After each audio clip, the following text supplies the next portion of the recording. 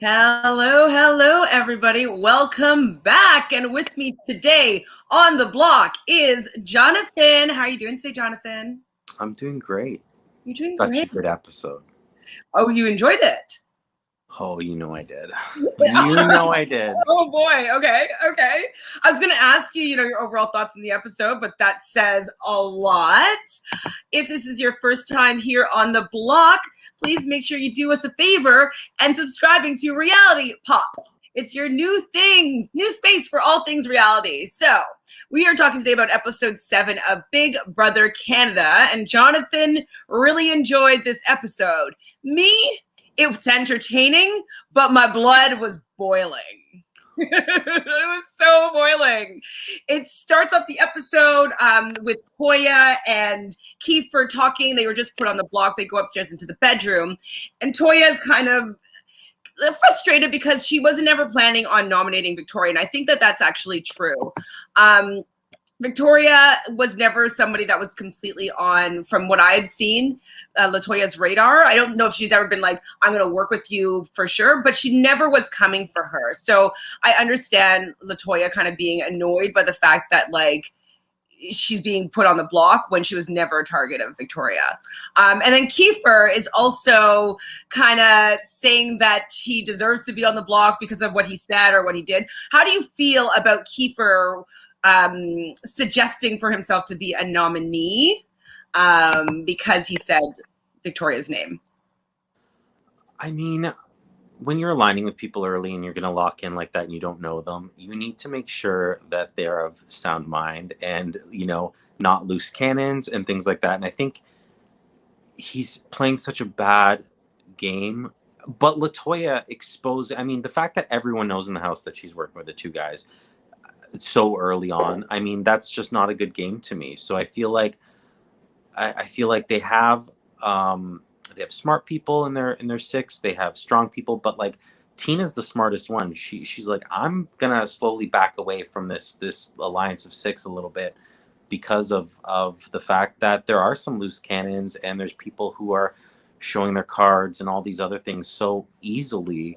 That's also part of the game too. So Kiefer is someone I would not align with, and I would try to remove myself from associating with him. I like him, but he's just kind of all over the place and yet willing to take certain bullets for the team when do they really have his back? I don't really know. And I don't know. It just keeps, if it's like go left, he should have went right. If it's go right, he should have went left. It just seems like he does the opposite of what a lot of I would do if I was in his situation. And again, there was a little bit of talk about playing emotionally. Latoya specifically saying that she doesn't. I disagree.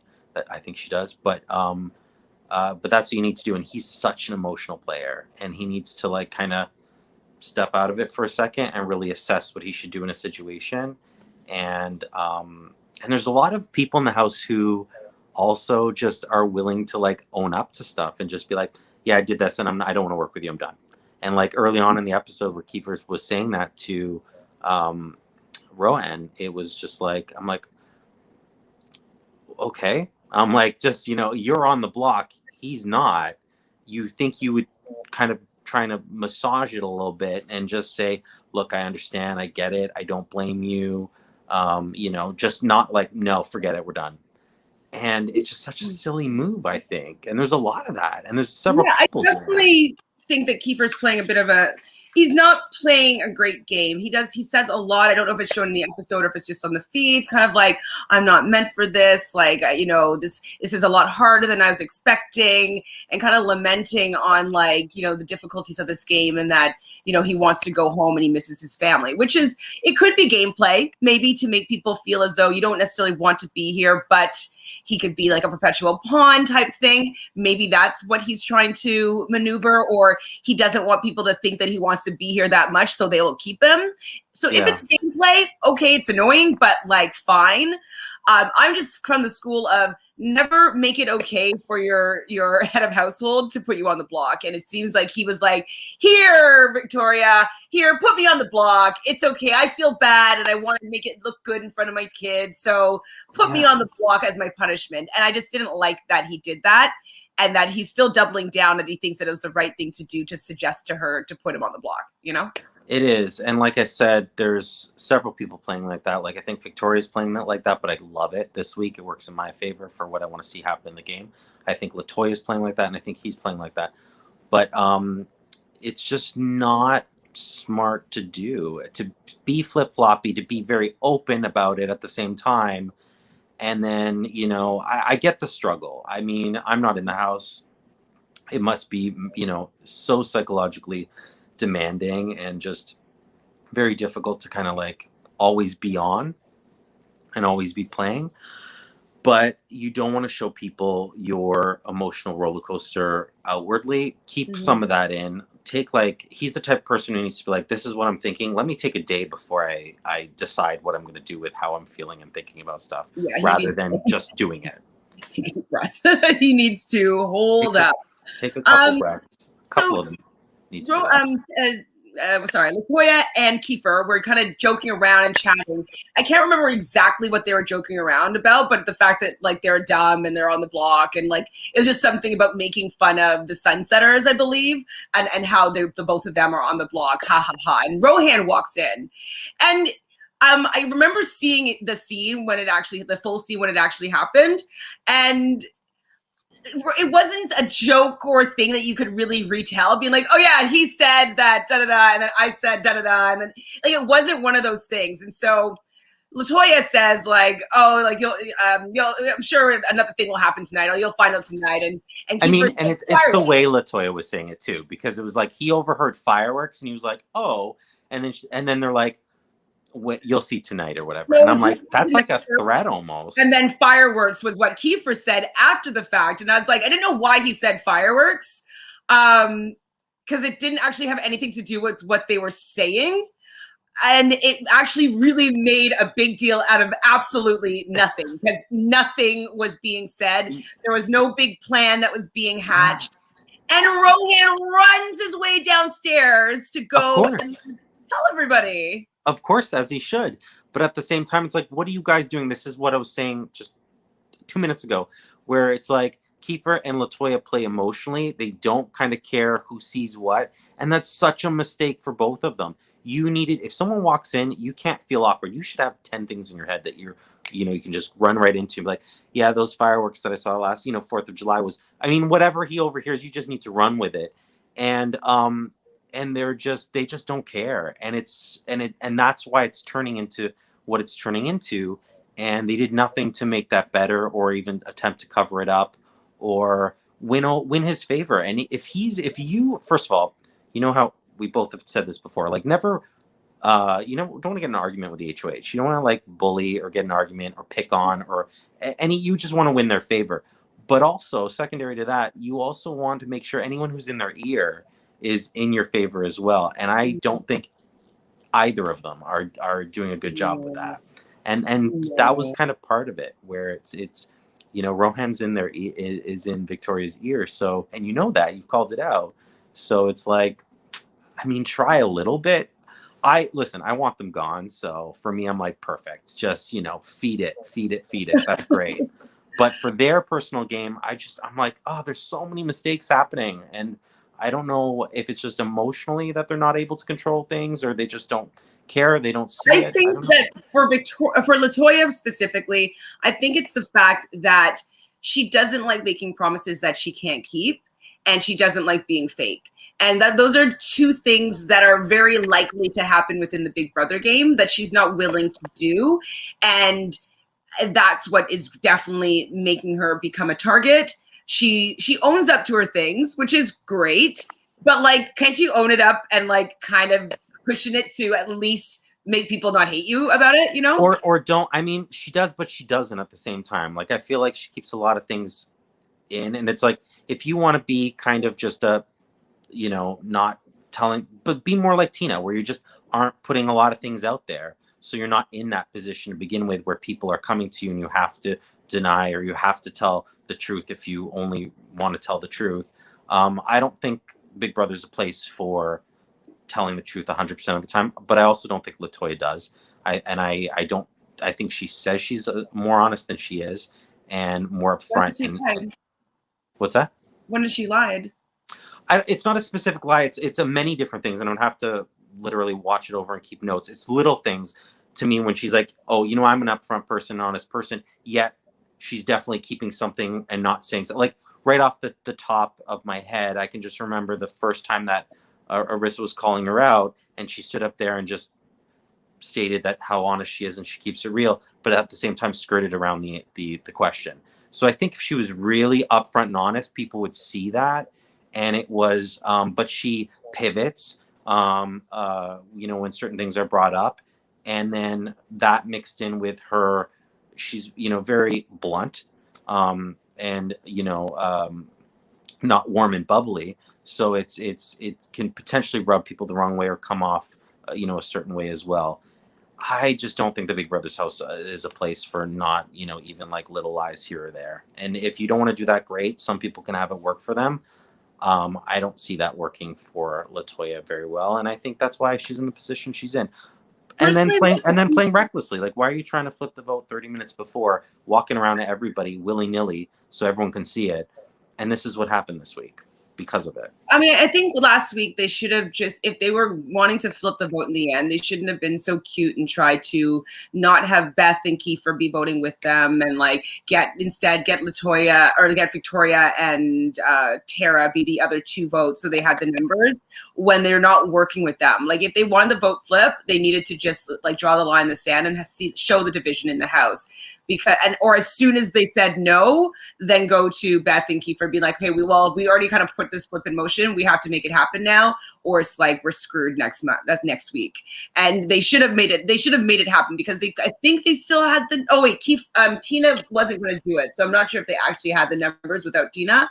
But like they should have. If we're going to try it half an hour before, it has to work. Or you're fucked. Like that's just basically it. Yeah, and then there's no consistency too because you want to keep Beth out of it, but then this week you're like, you know what? Let's the four of us like go and confront her right away. They didn't want Beth out of it. They just didn't want it to look like the whole Sunsetters were the ones that were doing the flip. They're trying to keep. But then I'm saying but then this week there was no reason that Beth needed to go in that room with the other ones because like as they were grouping. What we saw every time they grouped Latoya with the two guys, they never said really Beth either. I mean, they've talked about Beth separately. No, she did though. She said that it's going to be either Ty or Beth. We're going to be the replacement nominees. Yeah, no, I understand that, but they're not. She's not group. They're not being talked about as a group.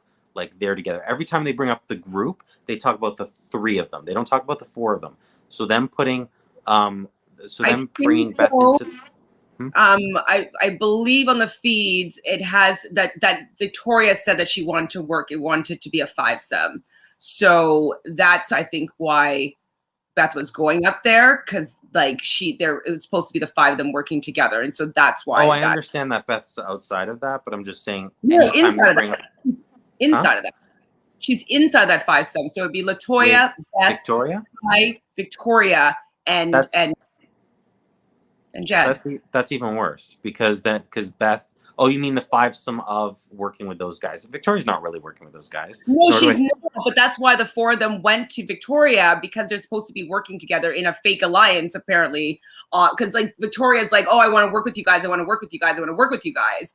And then she's throwing out only them as options for being the Reno. Because I don't watch the feeds, but for me watching it and what I had seen, I was like, ooh, I don't think Beth should be in that room right now.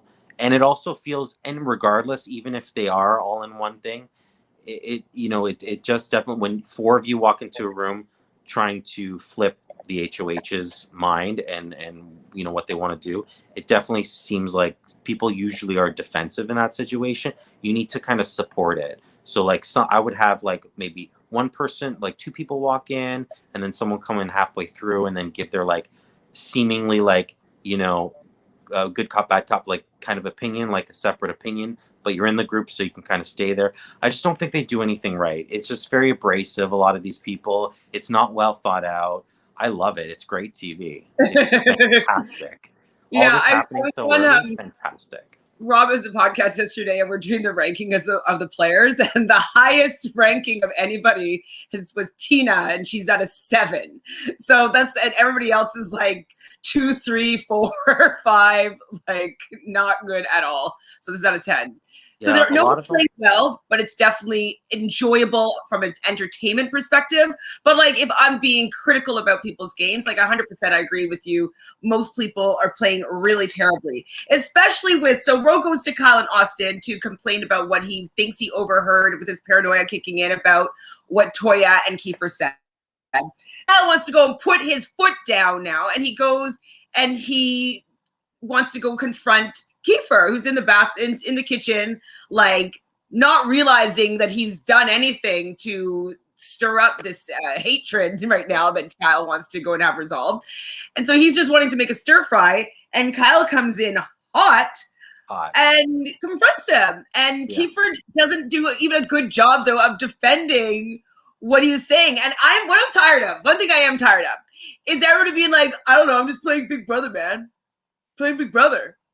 It's That's like, Big okay, Brother. I'm playing it. You want me to play? I'm playing Big Brother. I can't take that as an argument. Kiefer brought that up, and then like Kyle just reiterated. He's like, "Yeah, so I'm playing." They're like, "What do you want?" I mean, again, more emotional moves. Ro and Kyle being emotional, and Kyle seems very chill overall. And first of all, I love that my team, my three remaining players of the draft picks, are all like working together essentially. Like Kyle, Who do you have Ro, left? Kyle, Ro, and Austin. Oh, I like the best out of your people, but I like them. I like them all grouped together like that. But I'm like, finally, we're all on the same page.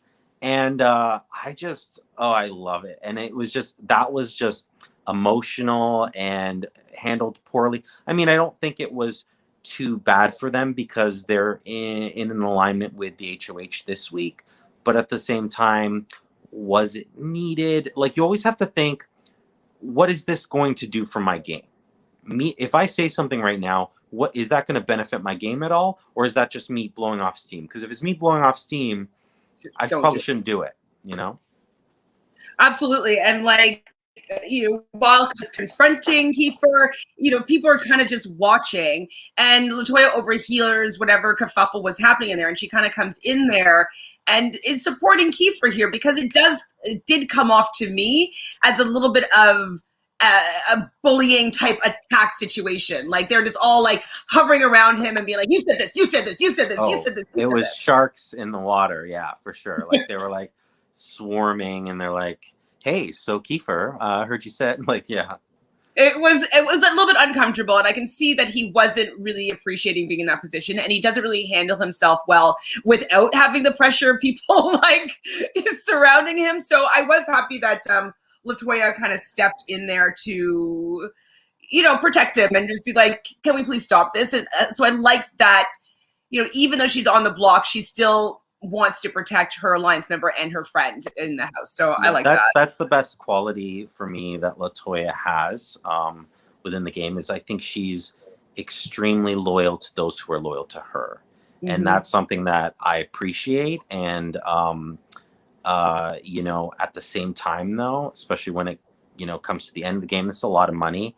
And if you make it near the end, sometimes you need to pick whatever's best for your game over people and relationships of people that you just met. So I like that about her a lot, and I'm glad that she walked in and said her piece. Again, not good for her game. She shouldn't have done it, but it's something that I enjoyed watching at the same time.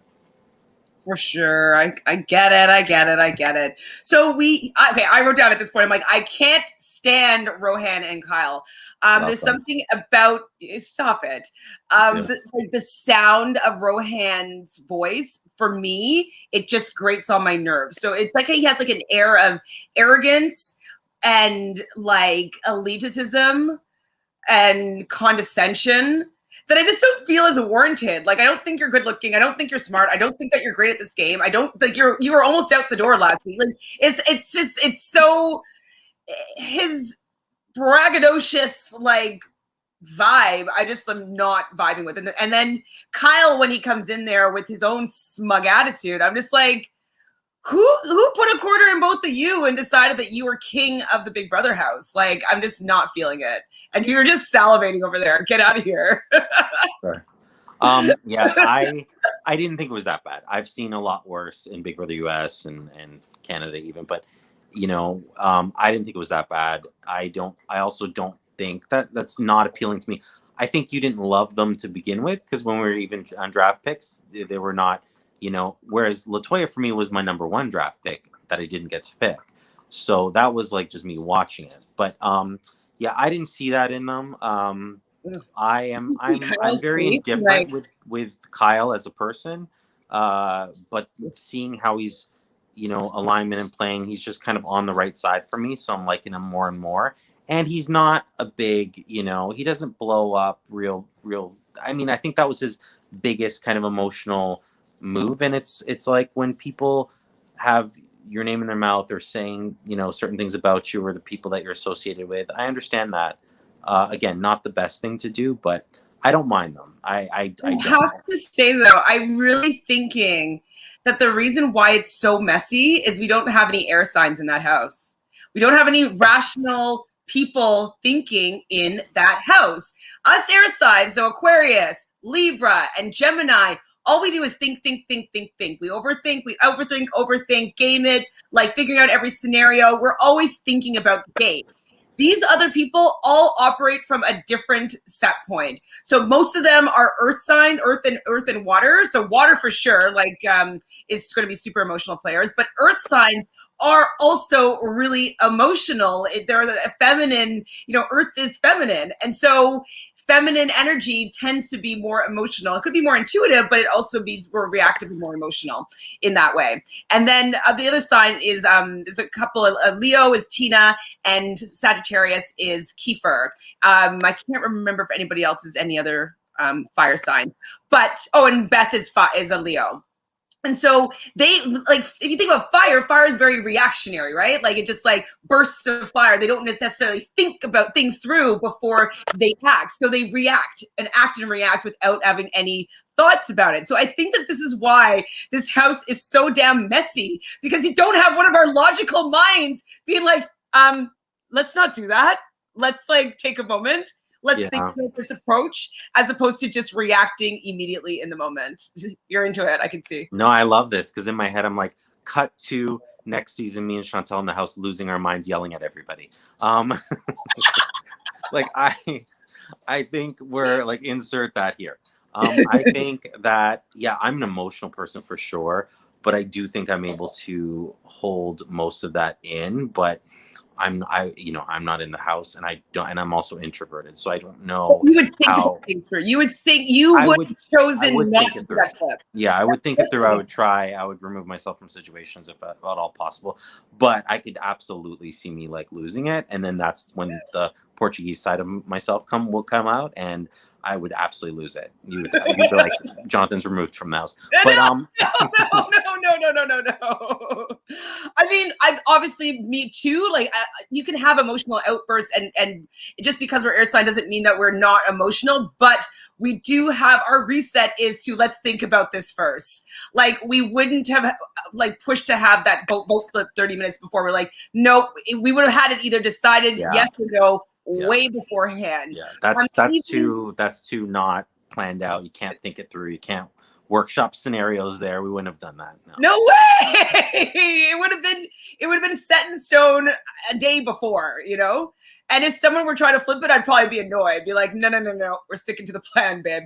And that's what happened with Victoria. I really think that she was so.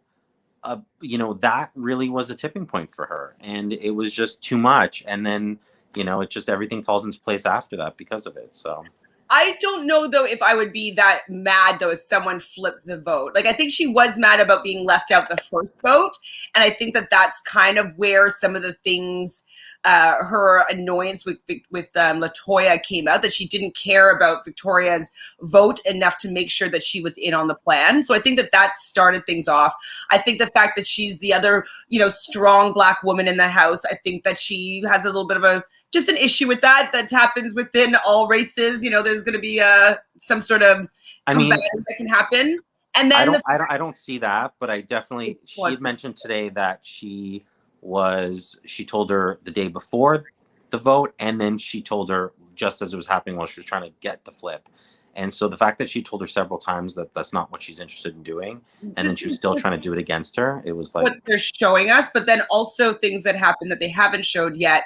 I don't think they will show, is that this is reasons why Victoria, I think, has it out for Toya. So also she went to Toya, Jed, and Ty. I think it was just the three of them to form an alliance, and they were kind of like, yeah, sure, of course, blah, blah, blah. Like they didn't solidify it. They didn't put all hands in. They didn't name it, whatever. And she came super excited about an alliance, and then she kind of left before like they even said yes or no or solidified anything. And then the week ended, and then this happened, and now she's HOH, and they never officially solidified anything. Now I'm thinking did they show a little bit of that last week when they were talking about having, this many black people? And how was it the four of them that had that conversation? That was it just the three, or was it the four? Yeah.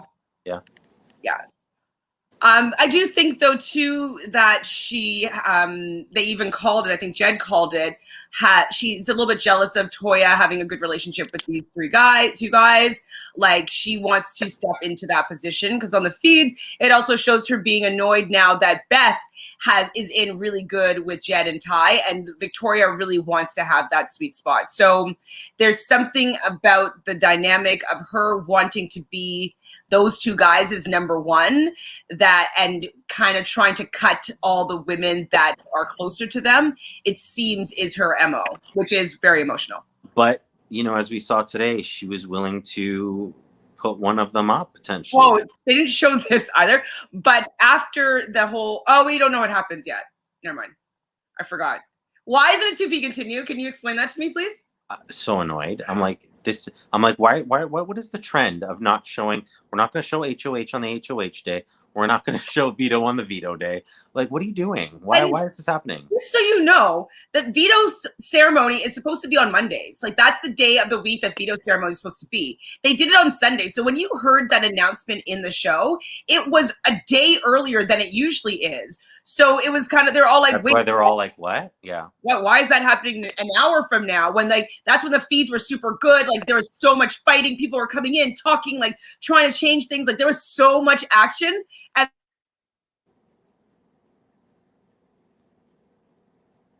we lost Chantel. But I agree. There was so much action that had happened. And are you back? Oh my God, I'm back. Okay. You're back. Yeah, you were saying that there's so much action. Oh yeah, there's so much action before the Veto ceremony happened. Like everybody was coming in and out of rooms, and it was just really good feeds. And then they said, an hour until the Veto ceremony, and then obviously after that happens, there's no feeds, no good feeds, anyways, because a decision has been made. There's nobody trying to change the outcome of anything. So I didn't understand why they pushed it and made it quicker, and then why they didn't show it on Wednesday. It happened. They're like, wait, we want this to happen, and this is what's happening right now. So let's just make the Veto ceremony right now. But then why aren't they showing it on Wednesday? I don't think I've ever, that I remember, have seen a to be continued for a Veto. Why? Who cares? Like, just do it. Who cares about? Because eviction's tomorrow, so you're gonna have eviction and the Veto. They're probably not going to show the outcome. It's probably going to be an endurance. No, but it's going to be literally the same day, like eviction, the Veto if it's being used, and replacement nominee potentially, and then eviction's going to be all the same day, and then the start of an HOH, maybe all of the HOH. I'm like, that's like almost like a full week in a day. Like, you know what I mean? That's such a weird, I don't know why they're doing this. Well, maybe it'll make sense tomorrow. But like, maybe they just wanted like a cliffhanger. Maybe they're trying the cliffhanger angle, and they're like, you know what? We're just going to make every episode a cliffhanger, so we're not going to show anything. That's so stupid. Literally, this happened on Sunday. Like, I get excited for when Wednesday comes, like, so everything's at least caught up, or Thursday, at least everything's caught up, because, like, I already know all this stuff that's going on. Like, I like, at least when Wednesday happens, like, I can talk about things that have happened, you know? It's so stupid. Okay, what else happened? Sorry, my dog just ran over my little light here and unplugged it. That's okay. He's super cute. So Tara is annoyed that Kyle and Rohan are bringing negative attention to that newly formed group. So the Oddballs were formed, and that is going to be Tina, Tara, Rohan, Kyle. Victoria is kind of in it but not in it, and then Austin and Braden, if I'm not mistaken, is the oddball. So everybody except for the is Tina in that? Yeah, I didn't understand like a clear definition of who was in these oddballs that they're talking about. I like that. Tina. They're saying the oddballs are basically everybody except for the four of them. So Beth, Jed, Latoya. I think even I think Kiefer's kind of grouped into that, but not specifically, you know? I don't know. Yeah. Anyways, point being is that Tara's annoyed that Kyle and Rohan kind of put some negative attention on their group. And all of a sudden now, Tara and Tina have like this thing going on that I thought that Tina had with Toya, which I was really vibing with. What do you think about the Tina and Tara show? Yeah, I mean, I think Tina sees that like Tara's really level-headed seemingly. So, and they'll probably find themselves in similar middle-ish positions. So it makes sense, you know, for them to kind of be grouped together in that sense. And yeah, absolutely. So, I mean, I liked how when they were talking about it, though, Tara was like saying how she had a frustration that it wasn't kind of discussed and she was kind of ambushed as well, because she would have said like Kiefer, like, no, you did say this, Kiefer. So, I mean, again, that just speaks to how emotional of a play that was for Rohan and Kyle to do. But you know, I liked how she had said that, because it wasn't all just like, why did they do this? Why did they do this? Why did they do this? It was like, oh, why did they do that? Because I should have reacted differently, and I'm kind of mad at myself that I didn't, you know, wasn't given that opportunity. So I like that. She's thinking, she's smart. Well, I don't think that it would have been a good thing for her to do either, as like, oh, so Kiefer says something to you, Tara, and then you go tell Rohan and Kyle about it. And I mean, I think it's gathered anyway, right? Because like that had to have happened. Like that's how they know, because that's how it had to have happened. So I feel like he would have known anyway. But you know, she could have picked sides, being like, hey, this is what you know, like I'm siding with you, Rohan and Kyle, as opposed to like, I think that's a moment where you kind of have to pick a side, and she picked neither, which can put you in a bad spot because you aren't like, she didn't back up Kiefer, or you know. But I don't think it's a really good move for people in her alliance. She's getting information from the other side about things like that Kiefer is saying. And then she goes and tells Rohan and Kyle. Kyle goes and starts yelling at it in an aggressive, both of them yelling at it in an aggressive fashion to Kiefer. Yeah. Everybody starts gathering around them, and then you're going to jump on the bandwagon. Yeah, you said that. Like, I don't know. I would have been very pissed off with Tara jumping on that bandwagon of like using that time. Sorry? If you were who? Kiefer? You said you would have been pissed off if Tara did that, but if you were who? Because Kyle and Rohan were looking for that support from Tara. I don't think that that's the appropriate way to approach anybody. I don't necessarily think so either, but because the situation was already happening, I'm saying from Tara's perspective, she could have been like, yeah, you know, it's going to be gathered anyway that she said something. So it's like, you know, might as well own up to it in front of people. And that way you can support people. And like Kyle and Ro are like, okay, she has my back, as opposed to like Kiefer, who might be on his way out. You know, like, why would you stick your neck out for him and not say anything and just walk out of the room? I think it's bad. It would be bad all around, because I don't know if they'll show this in the episode, but now Kiefer, Tina, and Tara have formed another little alliance called the Before 90s, I think it's called. And so, like, if she were to do that, she's siding then with Kyle and Rohan, and Kiefer's not going to give her any additional information. So it's but like Kiefer, she's not aware that Kiefer has people behind him, and he's on the block, and he's like, could be someone that goes out. I don't know. I wouldn't have sided with Kiefer. I would probably like, yeah, you could say that Kiefer and then leave. She's more aligned with Kiefer than she is with Rohan and Kyle.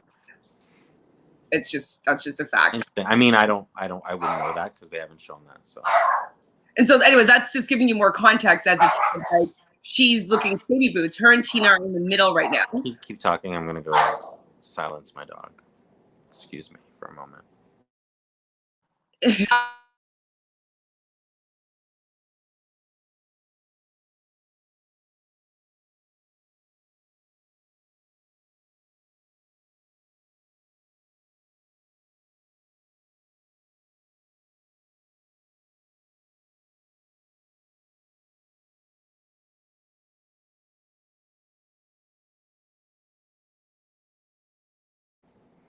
I left the same moment that Chantal froze.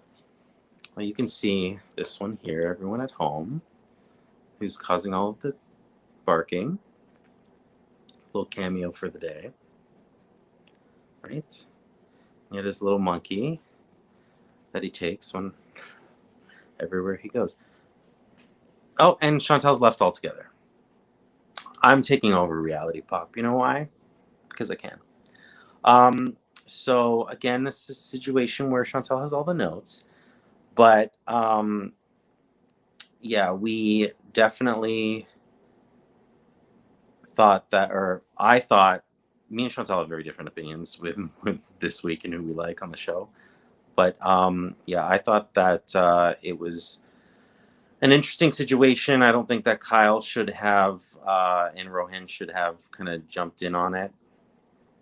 And it's interesting to hear that Tara is maybe aligned more with Kiefer. Although Kiefer's probably pretty safe this week. I'm not quite sure who's going, and I have no idea who won Veto yet because we don't know. But yeah, I'll wait for Chantal to come back before we jump further into the episode.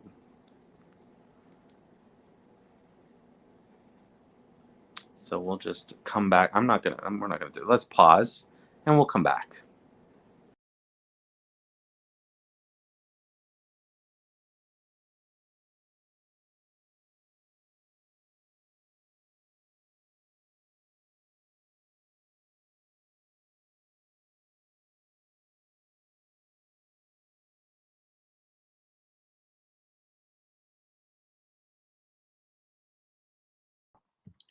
Well, I guess it's just me still. Sorry, guys, for this being super bizarre.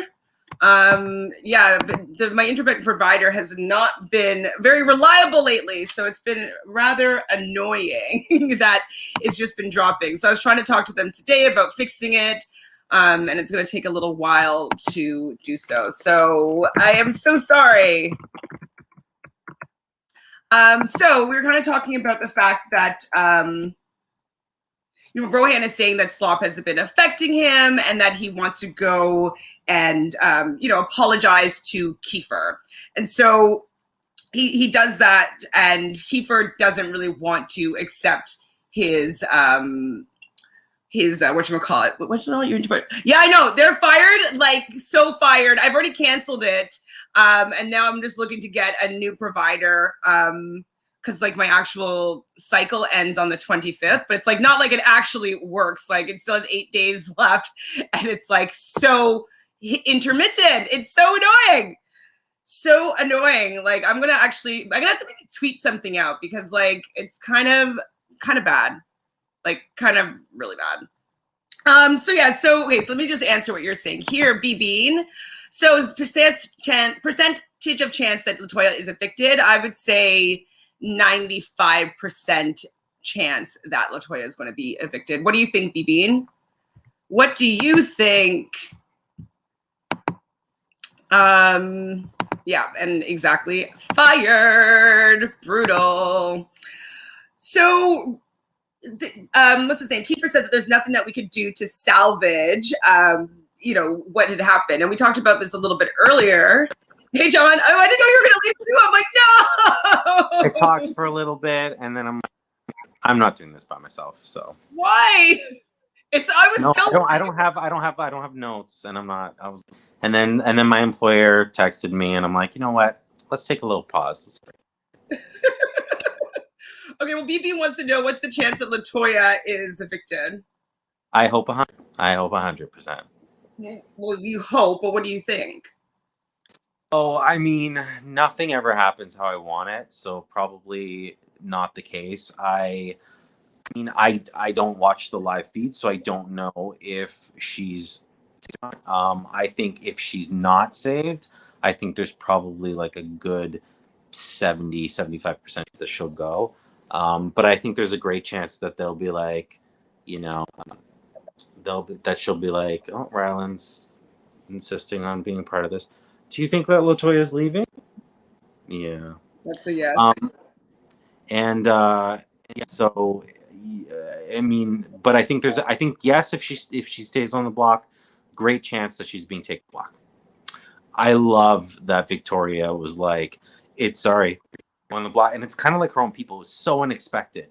You know, she'd be like, "You know what? Putting him on the block if you use it." So I love that. The only thing though, like, yes, it's messy and it's interesting to watch, but I don't know how much the other people are going to fight for her to be in the game.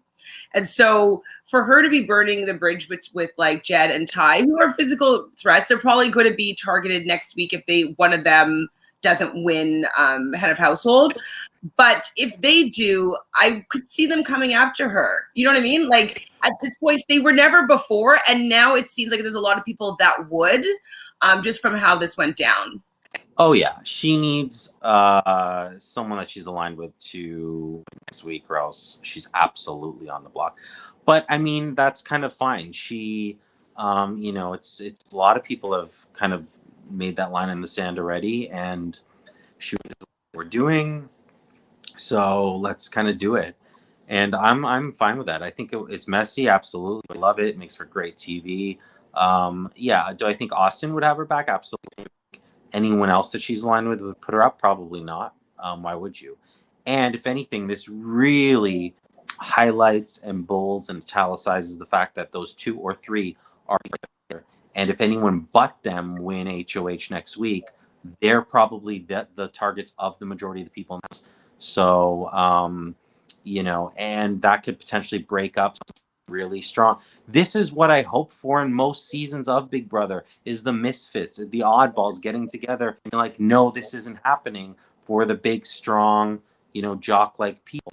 This is what I want. So yes, Victoria, yes, Austin, yes, everyone else who's involved in this, let's do this. And that's why I'm living for it, because they are the underdog who've band together to get rid of the bigger threat, who's kind of very open that they're together. So I'm don't actually think though that they've set themselves up really well. Like sure, they band together for this because Victoria won the head of household, but I just don't think that they're thinking further down the road. I don't think that Rohan and Kyle are somebody to be super loyal to them and keep them safe. And there's a final 6. Like I don't see that. I think that they're going to do whatever is going to be best for their game.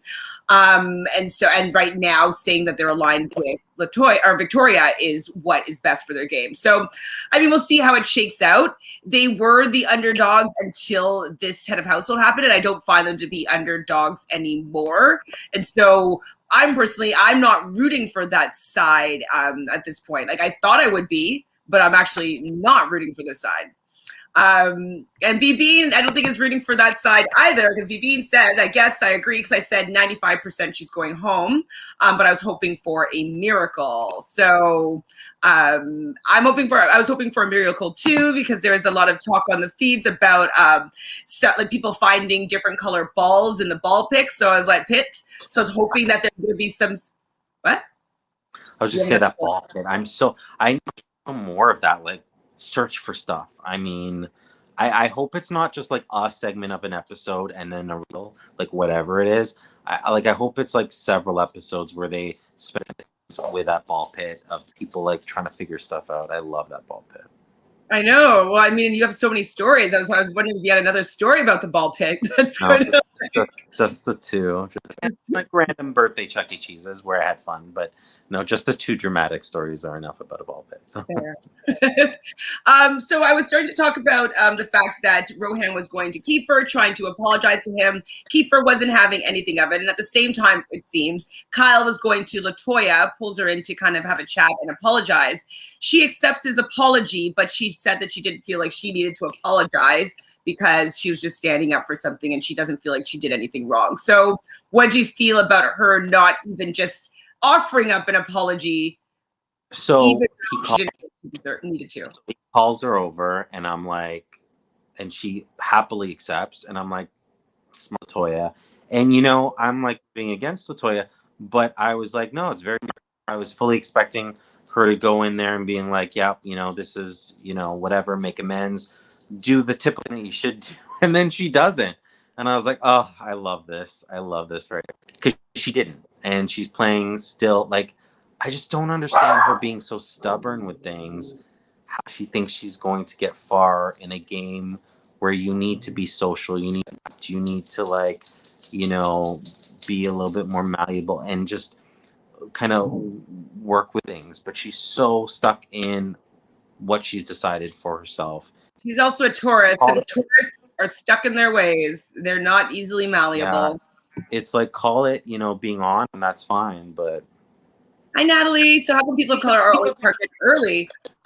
Personally, being a person of color, I feel as though our resting presence is already intimidating.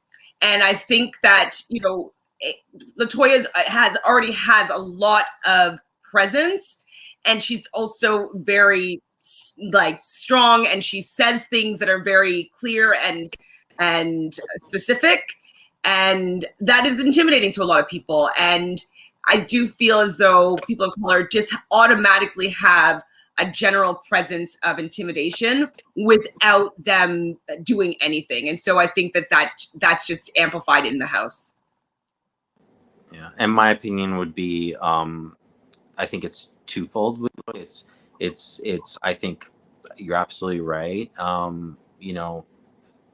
They are target, and it's usually there's a majority of people who have some level of racism kind of built within them, whether they're real or not, so which explains a lot, I think. But also, I think you're right. It is her personality specific to Latoya as a person, that I think no matter what race or she is, coming in with that kind of toughness to her, even just being a tough female in general, I think scares probably a lot of people. And there's a lot of different bias involved with that. But yeah, I think she has a couple things. It's the case. And I mean, for me, it was someone who I was like, this is my person. I like tough female, black on top of it, amazing, love it. And then it was then just how kind of up she is and stuff like that. I was like, oh, I don't know that I would. I don't know if I see someone who can get along with everyone in the house. So it kind of worried me for her. And again, her loyalty to people, I think, really connects. But yeah, I'd be really disappointed if it's week after week. Some I want to see some white people kicked out. Okay, but I mean, it was Kyle or Kyle. What's his name? Josh. I think that it's going to be all the people of color are going to go against each other. So I feel as though, but it's like if you're it's like someone in the LGBTQ community or someone who's diverse. I'm like that's been every week so far, and it's like it's painful to see.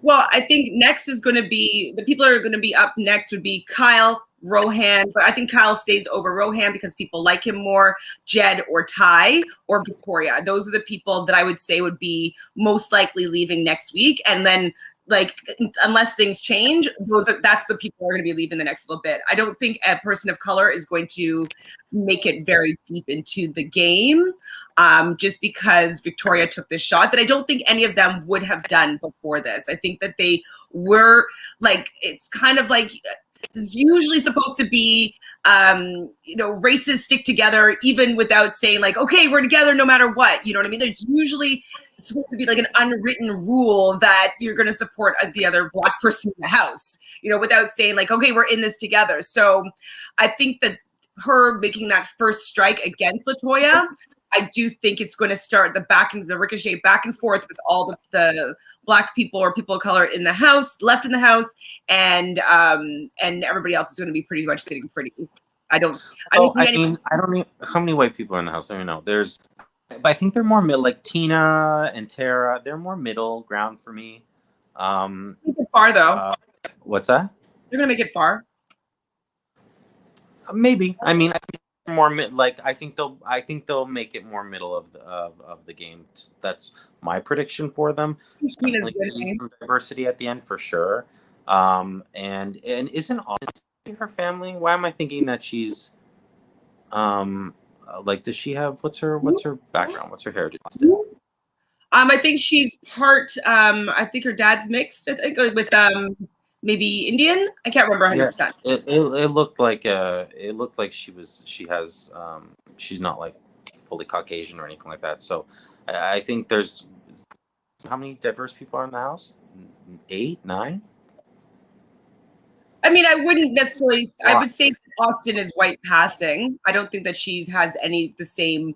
I mean, there's like the people talk about visible minority. It's like she's not visible, but she is diverse. I mean, if you are 1/4 or 1/8, or I mean, as long as what would she check off on a box? She would say most likely say white. She's not going to say other and be like, okay, my dad was born in Pakistan and da da da da. If you're 160, and you're of like, if she's like a or something like that. Okay, I'm not gonna like go on about Austin being considered a person of color in this situation because I don't think she identifies with like in the same way that Latoya and even Victoria and Ty. Oh no, of course, that's the visible aspect of it that I was saying. Yeah, it's very different, obviously, but. So did Latoya's police experience work against her as opposed to Derek Lavasseur? Yeah, I think so, 100%, because where Derek is allowed, like men are allowed to not say too much, be a little bit more direct, and it's not the traits that people appreciate in women, regardless of like ethnicity.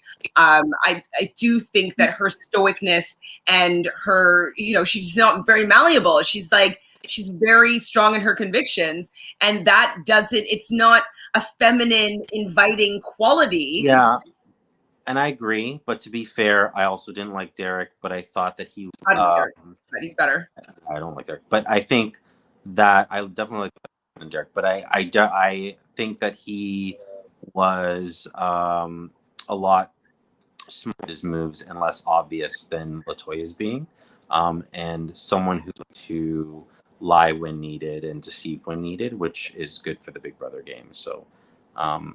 But I with you, there's definitely a difference in sexes, and women don't get away with, whereas men do, obviously, especially white men. Exactly. So BB says that Victoria targeted the trio, Latoya, Jed, and Ty, to break them up. Absolutely, because she wanted to swoop right in and become the Latoya in the situation. She didn't realize that Beth was somebody that was even more entrenched between the two of them. Let me ask you a question. Does she know that Beth has been smooching? I don't know. It's like a nighttime cuddle session. So I don't know. Are people aware of that, or is that? They're not really talking about it. I know that one of the reasons why Beth didn't want to make the flip happen where she wasn't voting with them is that she didn't want to have to pretend like she was mad about the flip happening and not being able to hang out with Jed and Jed and Ty. Oh, okay. So I think it's known that she's at least very comfortable with the two of them. Right. Jealousy of other relationships seems to be the talk factor for Victoria right now. I agree with that from what I've seen. She's not necessarily making great game moves. She's out on a mission to take out Latoya. And I do think it's jealousy for the position that Latoya is in with those two guys. Because I don't think it's best for her game because Latoya was never coming for her. She just wasn't. She wasn't on her radar at that point at all. So it must be something other than game smarts because... Yeah, I mean, I think regardless of someone coming for you or not, when you realize that something's going on or forming that doesn't necessarily involve you, I mean, I'm not opposed to taking shots first. So I don't watch it, so I can't speak on that, but I don't think it's necessarily edited from what my opinion on TV. I don't find her to be jealous of anything. Oh, it's pretty... Is it smart what she's doing? No. But I love it, and I'm glad she's doing it, Victoria. But it doesn't seem, as just a viewer not watching any live feeds, to come from a jealous place. So that might just be the edit. I don't know. It's the edit for sure, because she does say that she's annoyed that Beth is now in with those two guys. So like she's like really wants to be in it. And why would Jed, because Jed to me doesn't come off as the smartest guy in the world, why at the end of the episode does he say it's a jealousy thing? Like even Jed saying it's a jealousy thing, and I just don't think that he would be that like you know, socially aware to know if it was something that was completely subtle. I mean, we haven't yet, but Jed did a great job at the veto. I know. Okay, so Veto picks our tie. Latoya gets house guest choice. She gets to choose Jed, and then Austin is the other person playing, and then the two nominees, obviously Latoya and Kiefer. And this is a great competition. Like I love it. It has a little bit of physicality in it. I love crossword puzzles. It's easy. You have all the pieces there. Go ahead. Love scratch offs. Love the scratch it. Yes. I was like, yay. I definitely would be into that one, and it's very winnable by anybody. Even though there's the stairs part that could be tiring, like you could still play and win regardless of how great your physical abilities are. Yeah, absolutely. I think it was just the right amount of everything. There's a little bit to it because you're like nonstop up and down stairs and whatnot. There's a lot of smarts. There's people who you have to be good at crosswords. It's like, you know, some people right away were eviction. Other people were like, it was like, oh, that's Thursday. You know, it's kind of like I love crosswords. I'm not terrible at them, but I'm not amazing either. And I thought what Austin was doing, kind of laying it out there first, was smart, but at the same time, you need to start putting like the bottom ones in. And I think she really fell behind with that. It was hard to see how far along everyone was with the edit, and it seemed like he was miles ahead of everyone else. And he just didn't make any. I was waiting for a mistake to happen. I thought he was gonna have to start off. Didn't happen. I mean, he was great at it. So, such a good competition. That's what I was talking about when I was at the last competitions last week. I'm like, something fun, something more fast paced, something that is winnable for anyone, you know? Mm-hmm. And so that was like the round of everything for me. That was great. Yeah, no, I totally agree. It was a great competition. I was really excited that Jed won because that's like, you know, basically what they wanted to happen. I was Surprised that people did so poorly because like it just didn't seem like it was all that difficult. The clues were pretty basic and like the answers were quite simple. So I'm just surprised that everybody wasn't close to finishing. Like he was the only one that was really in contention. It seemed like everyone was kind of at the same part outside of him. Like, you know what I mean? Like he just seemed much better than everyone else, and everyone was like closer together. So anyway, so yeah, I just think he was really good at it. I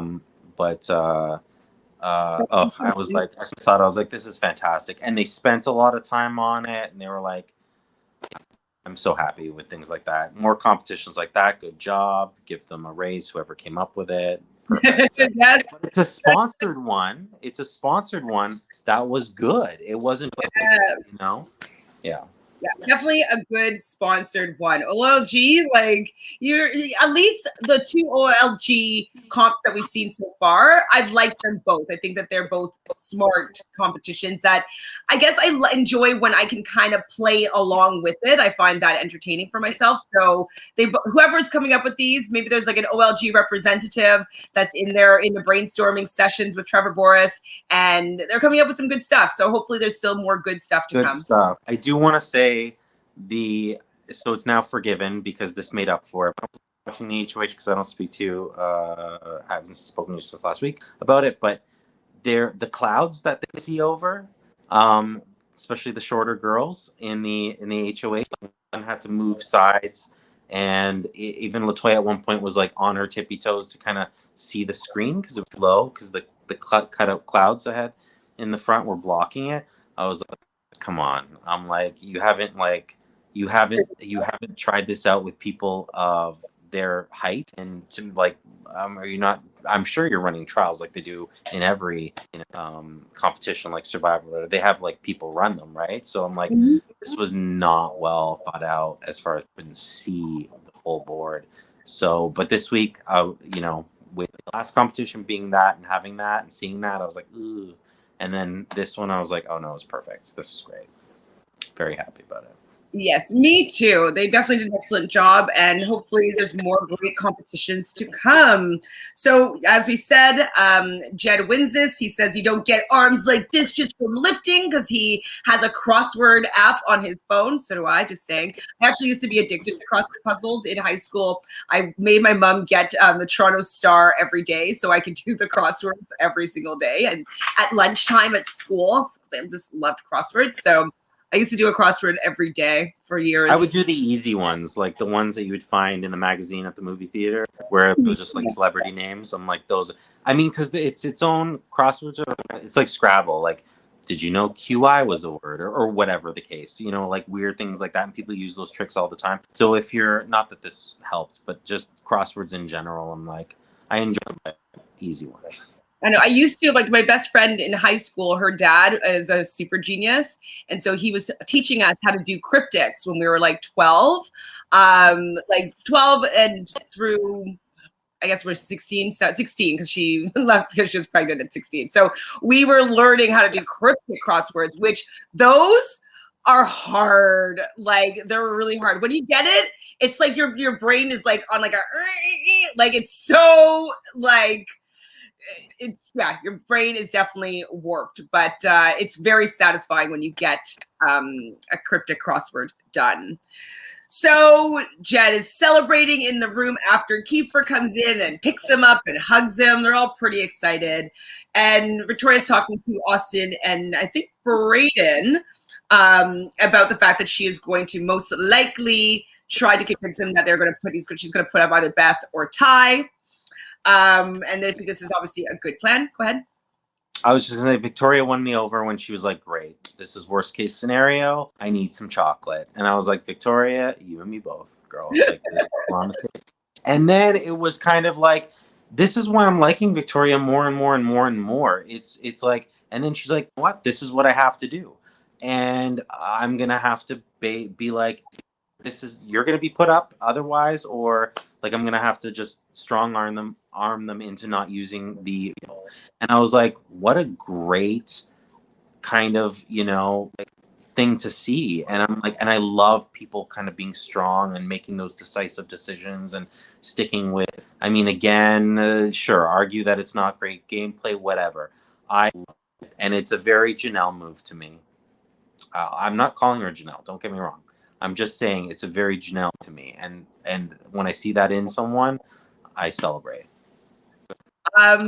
The thing is, though, with Janelle, though, I don't think, just because she goes after people that are targeting her, that are coming after her, and I don't think that that's the same case with Victoria here. So I can't really see her in that light. Yes, maybe So like being like, let's do, and I'm going to make this decision and I'm going to make sure that this happens. Yeah, that's Janelle. Like, I'm sticking my heels in the ground and I'm making it happen. Having the balls to like do something like that you normally don't see in seasons because people play it safe. That element to it that you don't see very often is the Janelle element that I'm talking about. It's not necessarily the whole gameplay or anything about the person other than that element, but having, that kind of thing. This is what I'm doing, and I thought she was going to crumble when they came in there and all that stuff, and she stuck to her guns, and I was like, yes, Victoria, yes.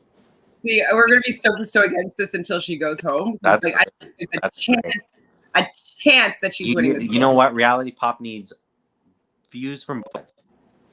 Wait, what? You cut out. I said Reality Pop needs both sides, so it's nice having opposing views. Fine. It's true, but like, I just can't wait for her to leave the game next week. And I'll just be like,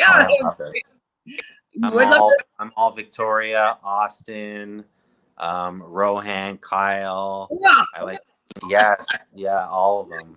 I hate them all. It's so funny. But yeah, I just said because I just don't like them, how they act in power. It's so funny. Brayden, I think in the best position because he is definitely like with certain people so under the radar that I think he could flip if needed. Yeah. Brayden doesn't need to step up. Brayden needs to stay as is. He's not rocking any boats. you know, he can definitely, like I said, he has people behind him, but at the same time, if he needed to flip for whatever reason, I think he could. So I think he's in a great. He's in a great spot. He's not. I don't think he's going to flip. I think he's only super loyal to Austin. But I think that that's all he really needs. Canada really likes him. He just received the skip the dishes luxury prize, I guess we can call it, where he gets to be off a slot for the rest of the week, and then he gets to choose a meal from skip the dishes that he was going to have delivered to the Big Brother house. They watched it on the app, so they got their full-on product placement going in full force there. I was happy that he got that because he's the one that would appreciate it the most. He hates slop the most, so I was happy that he got it. Did you vote? No, but at the same time, I'm always like, I feel like you're condemning people when you vote because you're like, you're really they're Canada's favorite, and that may come into play later on and get them some advantage. You never know. So I'm always like, ooh, I'm happy that he got it for sure, 100%. But I was also like, oh, I hope people just, forget about it quickly. I don't think people are thinking about it. I think that he's probably annoying on slop, and they're probably happy that he's getting fed. Well, if it happens again and he's picked again, then it might be a thing. So, Yeah, but exactly. slop would be terrible. I couldn't even do that. So right before we kind of finish off this episode, so Victoria calls the boys in after Jed wins the veto. Well, Jed goes in to talk to Victoria. She says, I want to speak to Ty as well. Ty goes and gets him, or Jed goes and gets Ty from outside. Austin gives like a knowing look, like, oh, we know what's going down here. And basically what your favorite moment probably of the episode is Victoria doubling down here and saying, like, I have, my hands are tied here. If you, or no pun intended, but if you take Latoya down, I have to put up Ty because there's no reason. Like then Latoya can't flip this boat and get smart. It was smart reasoning because I was like, oh, what excuse or reason will she potentially come up with?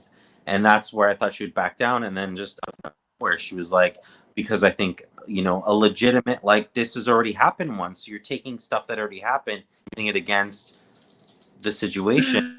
I thought that was this internet is killing me. It's killing me. I was just saying I thought it was genius. I thought it was taking something that already happened and then using it as a valid point.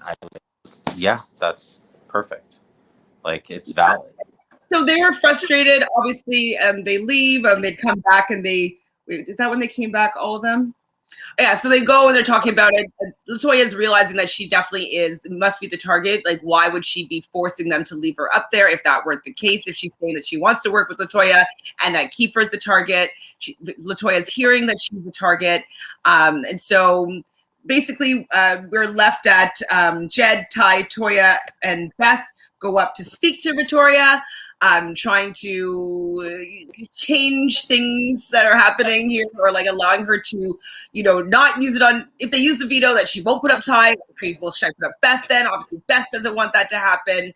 And then we hear the announcement saying head of household or veto ceremony in an hour and to be continued. Bum, bum, bum. You want me to put up Beth? I can put up Beth.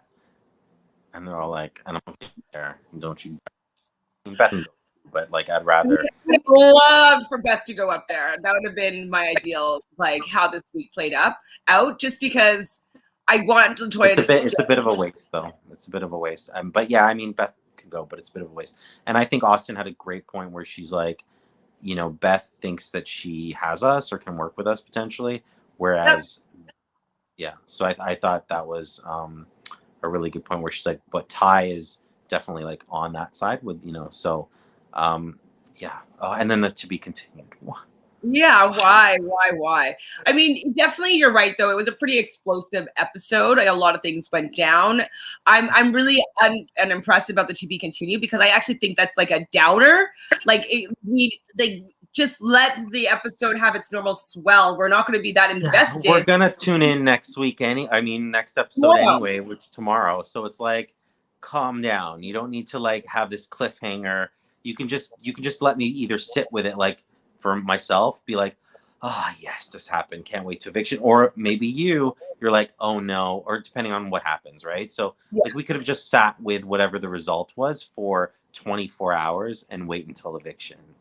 Right? Yeah. So that's another thing too, is that like thinking about what they're going to be doing, like, oh my God, if this person, like these are the two people are on the block, let me start strategizing in my head, like what can they do to think that's going to happen, and then get the lead up into the eviction. Now we don't have enough time, like we'll have like what, 23 minutes in order to be thinking about possible scenarios. Like I'm just not sure why they're editing it this way. I'm just not sure. And it feels like tomorrow will be jam-packed with a bunch of things going on. So it has to be an endurance, because they'll probably just do 1 minute at the end of the competition, or at the end of the episode. I mean, although I would love a good endurance, because it's going to be a week where it's like, if you need it, a lot of people need it, and you want it, you better stick it out. So I think it's a good time for an endurance. I definitely want to see an endurance. I wouldn't, but could be good for Austin. I know you want Austin to win, but I wouldn't want her to win. I maybe want Beth would be more interesting of a head of household, I think. I mean, I'm fine with Kyle, Ro. I can't hear your people. I hate them all. I'm fine with one of my people winning. But can Victoria win again? No. But we also didn't talk about, and I just want to briefly mention, because I'm only on here once a week, that I didn't love how they only did the teams for 2 weeks. I was like, and I know you called it, because you were like, I can see them only doing it for 2 weeks. But I was like, minimum 3, probably 4. I just don't like how that disbanded so early. It's like, I don't love when they're like, it's a big thing for 2 weeks. Feel any better, other than the threat of putting Ty or Beth? She did promise all the original Destiny members that she wasn't going to put them up on the block. So it's still kind of a Team Destiny one as HOH. Yeah, I mean, it definitely sets something in place, but it's not definitive. Like, you can go back on certain things. So I don't know. I just wish they held it out for another week or two. I just hate, like, Survivor's had it before too, where they do something or like some tribe swap and it lasts literally 2 episodes and you're like, oh, okay, it's almost not worth it, It feels gimmicky. It feels gimmicky. It is. Well, it's a gimmick. Duh. I know, but it feels it. It's like, if you're gonna like con me, I mean, like, do a good job of it, that kind of thing. So it's like worth it. Then I'm like, you deserve my time. There you go. Mm-hmm. But when you feel it, when you're like, oh, something kind of makes it cheap. It's cheap. Big Brother Canada. It's Big Brother edited version. It's pretty cheap. Anyways, I'm talking to you about Big Brother, even though I'm completely against all your opinions so far this season. I still enjoy talking to you and trying to make you see the light. And hi, Rylan. Nice eye. Yeah, he's just decided to come and join in. Well, for the hi. What? I was just gonna say, I'm like, I kind of like that we have very differing opinions on the season and who we like, and it's a little bit of a battle. I'm just like, I'm gonna have to come in guns blazing next week with some evidence as to why your people suck. Let's do it. Yeah, I mean, I can't wait. I'm really excited. This is like the best start for me for Big Brother Canada that I've ever seen. I mean, it's really compelling to watch, and it's just been the first couple weeks, so yeah, it's great. Absolutely. And I'm just curious if it's going to be able to maintain this if they start taking out all the people that are doing things in the game. That's the thing. So thanks everybody for joining me and Jonathan on the block here at Reality Pop. Please do us a favor. Obviously, thank you for watching, but subscribe, because Reality Pop is going to be your new hub for all things reality. And join us tomorrow, where on the block is going to be JoJo with me, and we're going to be talking about the eviction episode, and I guess the veto ceremony. Yeah. Well, I guess. They cheated me out of that, Big Brother Canada. Well, if you want, though, Jonathan, you can come hang out with us too. Anytime, you're always more than welcome. So if you want to come in so you can have your 2 cents in there tomorrow, you are more than welcome, of course. So please subscribe over there. Feel great. Love you. Till tomorrow. Sayonara.